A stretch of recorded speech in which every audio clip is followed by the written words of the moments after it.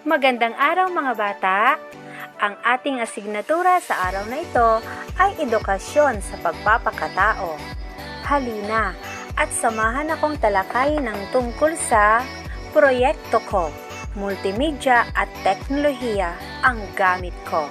Ako po ang Teacher Lani. Most essential learning competencies.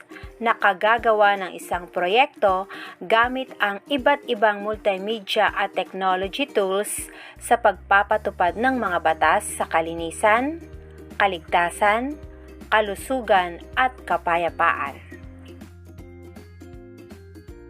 Nakasusunod ng may masusi at matalinong pagpapasya para sa kaligtasan. Nakagamit ka na ba ng iba't ibang multimedia at technology tools sa iyong mga proyekto? Nais mo ba itong malaman? Handa ka na ba?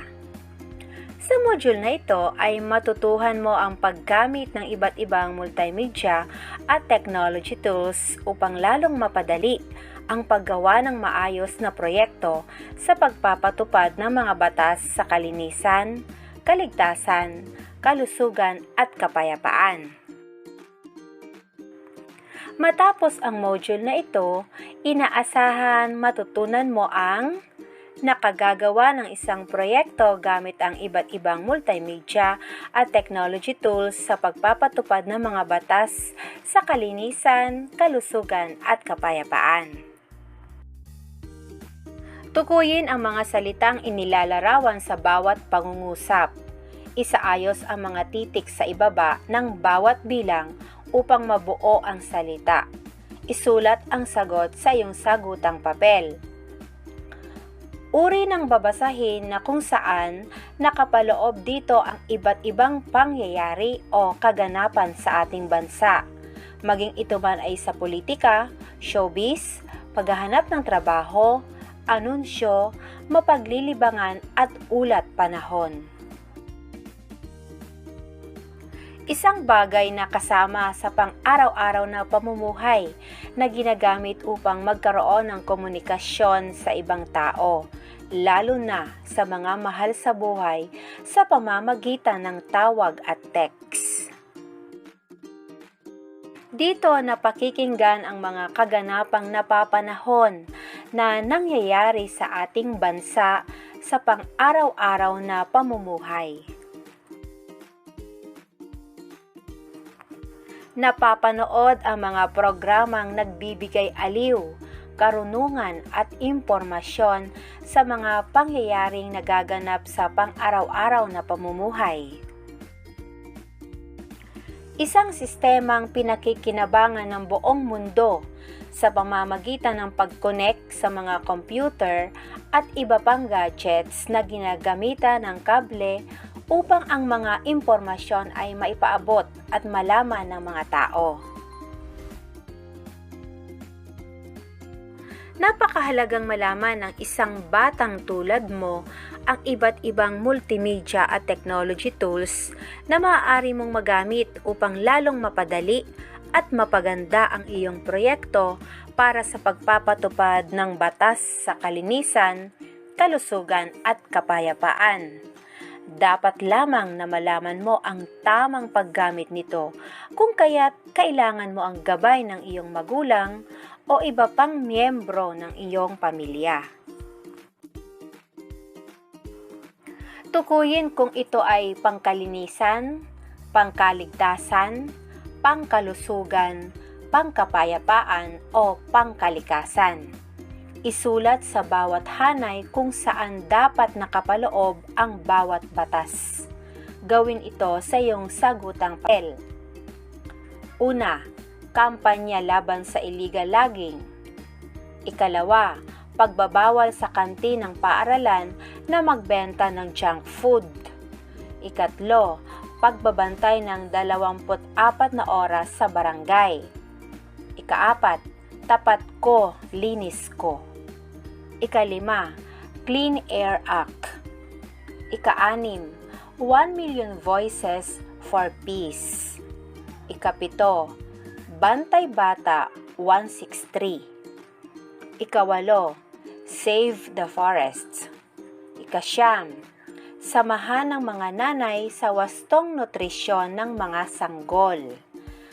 10. Child Protection Program. Multimedia at technology tools, mahalaga ba?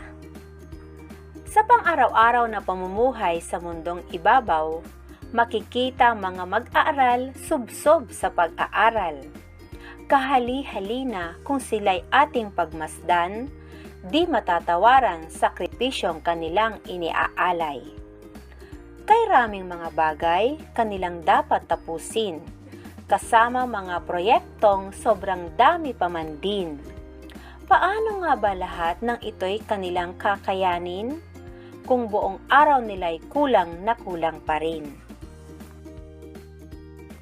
Mabuti na lang imbensyo'y na pagtagumpayan, iba't ibang teknolohiya at multimedyang kay-inam, dyaryo, cellphone, radyo, telebisyon at internet man, mga kagamitang sadyang kagila-gilalas. Sa mga mag-aaral, tunay na kay daling intindihin, lalo na sa mga proyektong sa batas ay sangkot din. Kalinisan at kaligtasan dapat nating alamin, kasama ang kalusugan, kapayapaay, paunlarin. Ngayon, bilang pangunawa sa tulang iyong binasa, sagutin mo ang mga sumusunod na tanong. Una, tungkol saan ang binasang tula? 2, ano raw ang kinakaharap na suliranin na dapat tapusin ng mga mag-aaral? 3, ibigay ang mga bagay na nakatutulong upang mapadali ang paggawa nila ng proyekto. 4, ano ang tawag sa mga bagay na ito? 5, saan may kaugnayan ang proyektong nabanggit sa tula? 6, sa iyong palagay, malaki ba ang naitutulong ng iba't ibang multimedia at technology tools? Basahin at intindihing mabuti ang bawat sitwasyon na may kaugnayan sa paggawa ng proyekto gamit ang iba't ibang multimedia at technology tools sa pagpapatupad ng mga batas sa kalinisan, kaligtasan, kalusugan at kapayapaan. Piliin ang titik ng iyong sagot at isulat sa iyong sagutang papel. Ipaliwanag ito ayon sa iyong pagkakaunawa. Una, naatasan ka ng inyong guro na gumawa ng proyekto tungkol sa nagdaang aralin tungkol sa pagpapatupad ng batas gamit ang iba't ibang multimedia at technology tools. Nagkataong hindi ka marunong gumamit nito dahil wala naman kayong gadget sa bahay. Ano ang gagawin mo? A. Lalapit ako sa isang kamag-aral na may computer sa bahay at magpapatulong ako kung paano ito gamitin upang magawa ang proyekto. B. Kukulitin ang magulang ko na bumili ng computer upang magawa ang aking proyekto. At sasabihin hindi ko na itutuloy ang pag-aaral kung hindi ako mabibilhan. C. Hindi na lang ako gagawa at sasabihin ko na lang sa aking guro na wala akong magamit na gadget sa bahay. 2, abala ka sa paggawa ng iyong proyekto sa asignaturang Filipino. Lumapit ang isa mong kaklase at nagpapatulong na turuan mo siya sa paggamit ng computer dahil wala silang gadget sa bahay. Alam mo ang sitwasyon nila sa buhay, kaya alam mong nagsasabi siya ng totoo sa iyo. Ano ang gagawin mo? A. Hindi mo siya papansinin dahil abala ka rin sa paggawa ng iyong proyekto at ayaw mong mahuli ka sa pagpapasa sa inyong guro. B. Tutulungan mo siya dahil naiintindihan mo ang kalagayan ng kanyang pamilya na hindi nila kayang makabili ng computer at alam mong gustong-gusto niyang matuto sa paggamit nito. C. Pauuwiin mo siya at sasabihang magpabili sa kanyang magulang upang may magamit siya dahil nakaabang pa ang iyong kapatid na kasunod na gagamit nito. Tukuyin ang mga pinahuhulaang salita. Gawing gabay ang mga kahulugang nakatala. Isulat ang sagot sa iyong sagutang papel. Pababa. Una, kagamitang pinaaandar ng kuryente at pwedeng iprograma. Mayroon itong CPU at isang anyo ng memorya na siyang pangunahing kailangan upang magamit ito.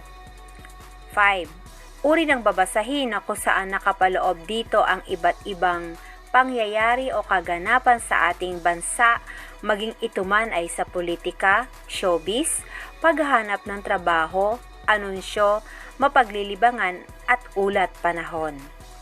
6. Isang sistema na ang nakikinabang ay ang buong mundo sa pamamagitan ng pag-connect sa mga computer at iba pang gadgets na ginagamitan ng kable upang ang mga impormasyon ay maipaabot at malaman ng mga tao. Pahalang 2. Isang gawain na ibinibigay ng guro sa isang mag-aaral o pangkat ng mag-aaral upang malaman kung naintindihan ang nagdaang aralin. 3. Ito ay isang imbensyon na ginagamitan ng iba't ibang gadgets na dumadaan sa iba't ibang proseso upang maging kapaki-pakinabang sa pang-araw-araw na gawain. 4. Dito napakikinggan ang mga kaganapang napapanahon na nangyayari sa ating bansa sa pang-araw-araw na pamumuhay. Gamit ang graphic organizer, umisip ng mga multimedia o technology tools na maaari mong magamit sa paggawa ng iyong proyekto at ilagay din ang kahalagahan nito sa pagpapatupad ng mga batas sa kalinisan, kaligtasan, kalusugan at kapayapaan. Gawin ito sa iyong kwaderno. Isulat ang tama kung wasto ang isinasaad ng pangungusap at mali naman kung hindi. Gawin ito sa iyong sagutang papel. Una, agad na sumunod si Ben nang malaman ang mga batas na nagbabawal sa paglabas ng mga batang 15 taong gulang pababa na mapanood niya ito sa telebisyon. Ikalawa, tinulungan mo si Annalie dahil naintindihan mo ang kalagayan ng kanyang pamilya na hindi nila kayang makabili ng computer at alam mong gustong-gusto niyang matuto sa paggamit nito para sa kanyang proyekto. Ikatlo, hindi mo pinansin si Mabel na gustong makigamit ng iyong computer dahil abala ka rin sa paggawa ng iyong proyekto at ayaw mong mahuli ka sa pagpapasa sa inyong guro. Ikaapat, hindi ka nalang kumibo at gumawa ka na lang ng paraan nang sabihing hindi ka maibibili ng gadget ng iyong magulang na gagamitin mo sa iyong proyekto. Ikalima, isa sa mga pinag-aralan ninyo sa inyong aralin ay ang mga batas pangkalusugan. Agad mo itong sinaliksik gamit ang cellphone na hiniram mo sa iyong kuya. Gumawa ng tula tungkol sa paggawa ng proyekto gamit ang iba't ibang multimedia at technology tools sa pagpapatupad ng batas ng kalinisan, kaligtasan, kalusugan at kapayapaan. Maraming salamat. Hanggang sa muli, ako po ang Teacher Lani.